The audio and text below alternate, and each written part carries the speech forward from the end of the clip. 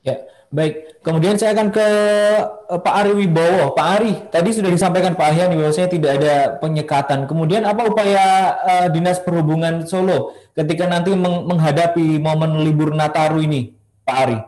Oke, terima kasih.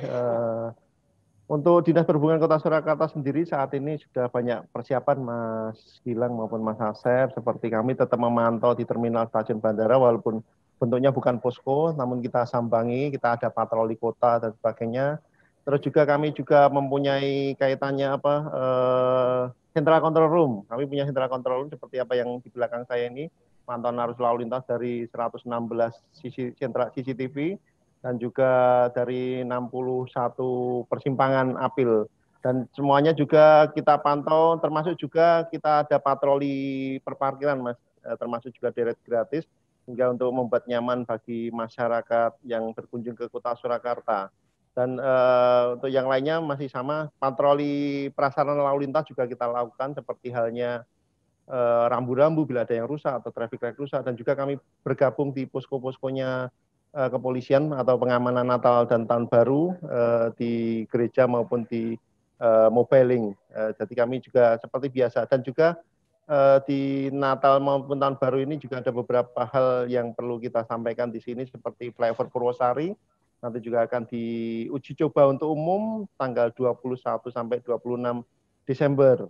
Dan itu perlu kita siapkan segala sesuatunya, keselamatannya dan sebagainya. Dan yang kedua, kami akan merencanakan juga bersama-sama yaitu operasionalisasi Batik Solo Trans Koridor 1 dan 2, di mana Batik Solo Trans Koridor 1 itu akan melintas kontraflow atau melawan arus di Jalan Slamet Riyadi mulai dari Geladak sampai dengan Gendengan.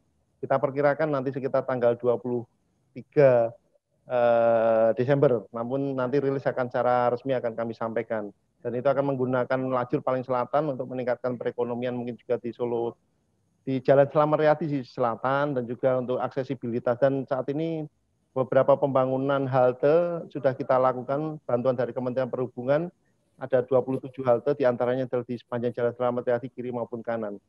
Demikian, Mas. Ya. Kita bergeser ke Dr. Tonang ya, jubir Satgas COVID RSUNS. Nah, Pak Tonang, pemudik Lebaran ini kan sudah terkendali gitu ya. Kemudian di depan mata ini diperkirakan akan ada pergeseran lagi pemudik Nataru, Natal dan Tahun Baru. Dan biasanya kalau di Kota Solo ini juga cukup ramai gitu. Nah, sementara ini Pemkot sudah akan menerapkan kebijakan ini ya karantina. Nah, menurut Dokter Tonang, apakah ini penting karantina ini? Terima kasih.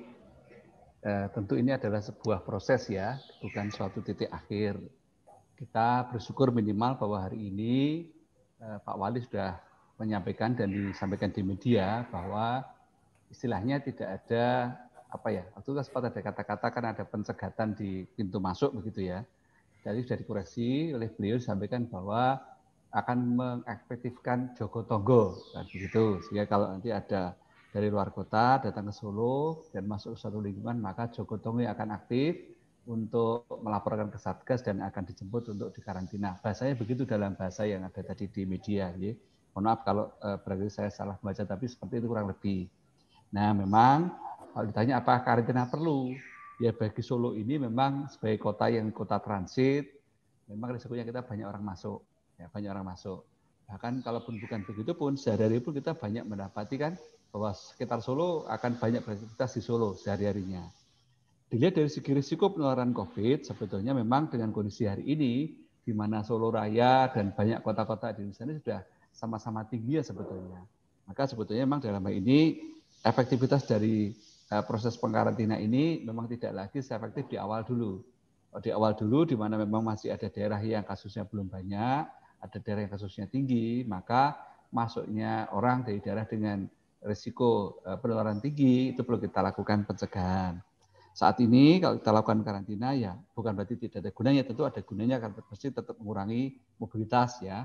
Tapi perlu kita pertimbangkan juga mencari jalan yang barangkali lebih dapat kita terapkan dan lebih nyaman bagi semua. bagaimana mengkonsep karantina ini. Gitu, saya kira demikian. Nah, mungkin nanti kita bahas pengkarantina ini apakah memang akan dikarantina langsung ataukah barangkali ada proses pemeriksaan misalnya. Nah, tadi disinggung oleh Pak Ahyani bahwa akan ada proses di mana kalau membawa surat, tadi, kalau saya tidak salah menangkap, kalau sudah membawa surat dalam waktu 2 hari sebelumnya, gitu ya, terbukti swabnya itu negatif, maka berarti tidak dikarantina. Kalau saya salah mengkoreksi, tapi saya nangkap tadi begitu, ya. Nah, kalau itu yang dilakukan, kita usulkan nanti proses pemeriksaannya yang kita coba susun alur yang lebih pas barangkali untuk mendapatkan titik aman yang paling baik. 2 hari memang sekarang dipakai oleh Kementerian Maritim sebagai dasar untuk syarat perjalanan, yaitu membawa hasil PCR dan atau tes antigen negatif di 2 kali 24 jam terakhir. Itu memang sekarang yang digunakan oleh Kemenko PMK itu yang suratnya baru terbit kemarin, ya. Nah, itu barangkali yang juga dijadikan dasar oleh Pemkot Solo untuk menjadikan batas waktu 2 hari. Yang kita hati-hati jangan begini, dalam 2 hari itu tentu kita berharap orang yang sudah selesai dites itu harus hati-hati. Karena orang habis dites hari Senin, misalkan, nanti ke Solonya hari Rabu. Nah, ini kalau terus sejak Senin terus kemudian tidak hati-hati, seolah-olah merasa sudah yakin sudah negatif, ini yang berisiko. Karena bisa saja terjadi nanti proses penularannya adalah di menjelang ke Solo tersebut. Maka kita tetap sampaikan, sudah punya tes negatif di 2 hari sebelumnya pun tetap harus hati-hati. Itu yang kita sampaikan. Nah, bagi warga Solo sendiri, sebetulnya memang ada mudik atau tidak, hari-hari ini pun kita juga banyak sebenarnya ketemu orang-orang luar Solo yang beraktivitas di Solo. Jadi sebetulnya janganlah menjadi sesuatu yang luar biasa, seolah-olah karena mudik ini terus menjadi bahaya meningkat. Tidak juga sebetulnya. Sebelum mudik pun sebetulnya bahaya itu ada. Dan makanya kita harus tetap hati-hati. Ada atau tidak ada mudik, tetap hati-hati. Jangan terus karena mudik baru hati-hati, itu yang tidak pas. Nah, dengan pemahaman ini kita berharap nanti tidak perlu kita ribut ya soal mau mudik atau tidak, tapi sifat hati-hatinya itu yang kita harus tegakkan. Nah, kami mohon usul memang kepada Pak Ahyani juga supaya memang penegakan ini kita tegakkan benar. Supaya orang itu juga merasa orang bukan sekedar wacana, tapi memang betul ditegakkan. Itu akan lebih terasa daripada kita misalkan harus melakukan pencegatan, misalkan apalagi itu memang efektivitasnya berat. Tugas teman-teman di SUB akan berat sekali kalau harus melakukan pencegatan. Nah, kita tegakkan aturannya, Anda boleh masuk dengan syarat menggunakan alat tes, tadi udah, habis itu Anda tetap harus tegakkan disiplin protokol kesehatan. Nah, kita lihat misalkan sekarang, kalau misalkan, ini contoh aja ya Pak Sisto misalnya ya, terjadi suatu event di Alana misalkan begitu, kemudian terjadi ketidakpatuhan terhadap protokol kesehatan, usul saya memang harusnya kena semua. Jadi kami 2 hari melakukan kegiatan di sana, ya berarti kalau ada kesalahan dalam protokol itu, peserta yang tidak patuh juga kena, kami sebagai panitia penyelenggara juga kena, pengelola tempat juga kena. Barangkali akan membuat nanti semua lebih hati-hati. Ya inilah kondisi kita. Kalau tidak dibutuhkan, kayaknya memang kita tidak cukup untuk mau sadar dan mau hati-hati. Semoga ini memberi perubahan berita hari ini. Sehingga nanti betul tadi harapan Pak Sisto bahwa walaupun agak terlambat, tapi semoga masih bisa mengejar buat teman-teman akhirnya bisa ke Solo dengan lebih tenang. Demikian, monggo Mas Gilang, Mas Asep. Terima kasih sudah nonton. Jangan lupa like, subscribe, dan share ya.